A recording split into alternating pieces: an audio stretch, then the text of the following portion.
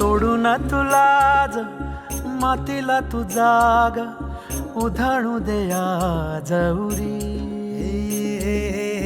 उजाडू दे आज साकड हे माग होऊ दे पहाट नवी. आता होऊन जाऊ दे साऱ्या जगाला पाहू दे पडू दे पाऊल